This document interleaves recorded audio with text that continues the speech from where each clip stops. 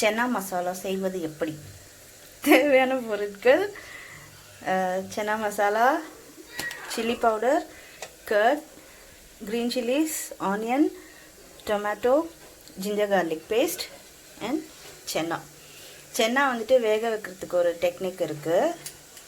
Pressure குக்கரில் வந்து வச்சுட்டு ஒரு ஃபர்ஸ்ட் விசில் மட்டும் நல்லா ஹையில் வச்சு ஒரு விசில் எடுத்துருங்க.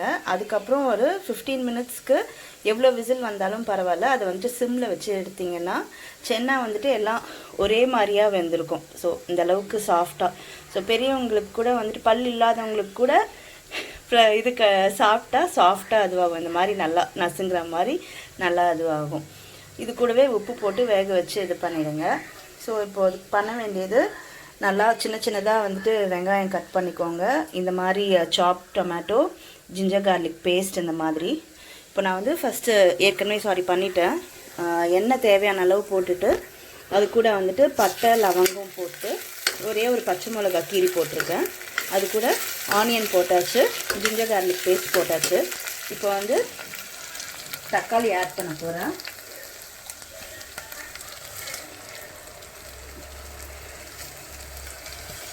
ஸோ இந்த இதுக்கு வந்துட்டு ரொம்ப அப்படியே வதங்கணுன்ட்டு அவசியம் கிடையாது. அந்த ரா ஸ்மெல் லைட்டாக போனால் கூட ஓகே. நான் சென்னாவில் ஏற்கனவே வந்துட்டு சால்ட் ஆட் பண்ணதுனால இதில் நான் இது சால்ட் ஆட் பண்ண போகிறது கிடையாது.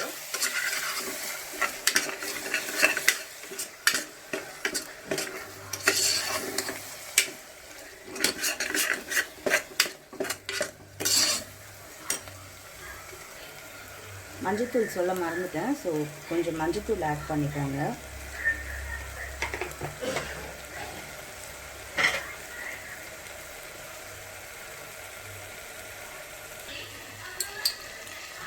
மஞ்சத்தூள் போட்டிருக்கேன். கொஞ்சமாக இந்த குட்டி ஸ்பூன் அளவுக்கு மிளகாத்தூள், உங்களுடைய காரத்துக்கு தகுந்த மாதிரி போட்டுக்கோங்க. சென்னா மசாலா இந்த குட்டி ஸ்பூன் அளவுலேயே 3 ஸ்பூன் போட்டிருக்கேன்.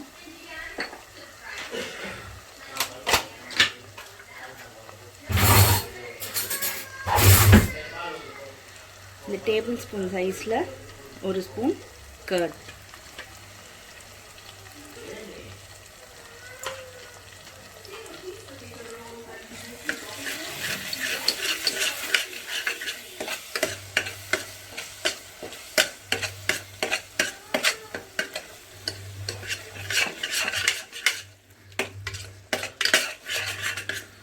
போட்டு இந்த மாதிரி நல்லா ஸ்டிச் பண்ணிடுங்க.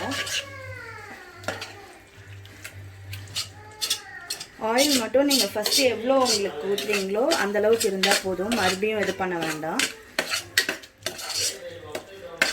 இப்போது இந்த மசாலாலாம் நல்லா இந்த மாதிரி எல்லாம் சேர்ந்த மாதிரி வந்ததுக்கப்புறம்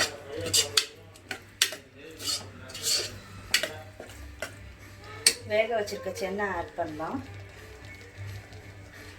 நான் அது கூடவே தண்ணி எக்ஸ்ட்ராவாக வச்சுருக்கேன். ஸோ அந்த தண்ணியை தான் நான் ஆட் பண்ணுறேன்.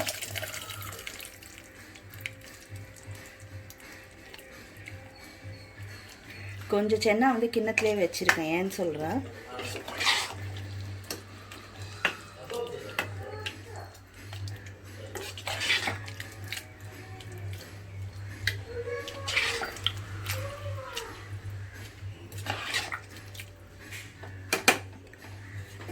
இப்போது இந்த சென்னா வந்துட்டு இந்த மாதிரி நசுக்கி விட்டு அதில் போடும்போது கிரேவியோட இன்னும் நல்லா சேர்ந்த மாதிரி உப்பும் வந்துட்டு நல்லா இதுவாகும்.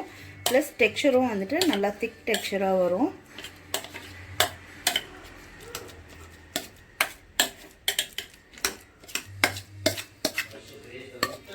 இதை ஆட் பண்ணலாம். உங்களுக்கு கிரேவி எவ்வளோ தேவையோ அந்த அளவுக்கு நீங்கள் வந்துட்டு தண்ணி ஊற்றிக்கலாம்.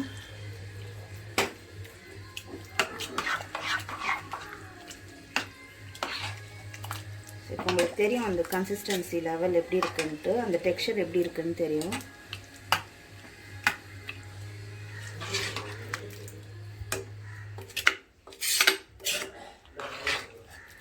இதுக்கு இன்னொரு ஆப்ஷன் வந்துட்டு, நீங்கள் கொஞ்சம் கேஷ்யூ நட்ஸ் வந்துட்டு பேஸ்ட் பண்ணி போட்டிங்கன்னா உங்களுடைய அந்த இது இன்னும் ரிச்னஸ் வரும், அந்த ஃப்ளேவர் ரிச்னஸ் இன்னும் வரும். பட் நாங்களாம் வந்துட்டு டயட் கான்ஷியஸாக இருக்கிறதுனால வேணாம்னு நினைக்கிறோம்.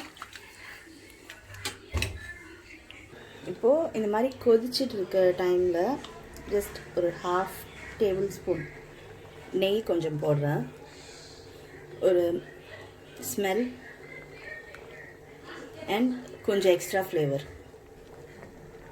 இப்போது இந்த ரா ஸ்மெல்லாம் போயிடுச்சு, அந்த மசாலா நம்ம போட்ட அந்த இதெல்லாம் போயிட்டு ரெடியாக இருக்குது. இந்த நேரத்தில் சாப் பண்ண கொத்தமல்லி போடுறேன் நான்.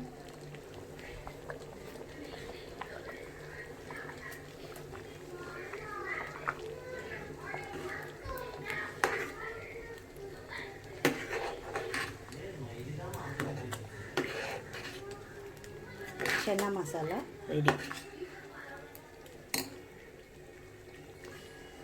எண்ணெய் வந்து காஞ்சதுக்கப்புறம் பூரி போடுங்க. பூரி போடுறதுல என்ன ஒரு இதுன்னா சும்மா சும்மா திருப்பக்கூடாது, அவ்வளோதான்.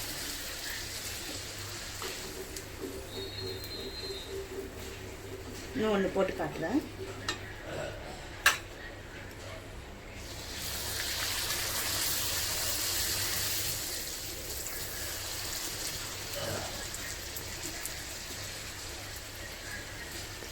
பூரி போடுறதுக்கான டிப்ஸ்.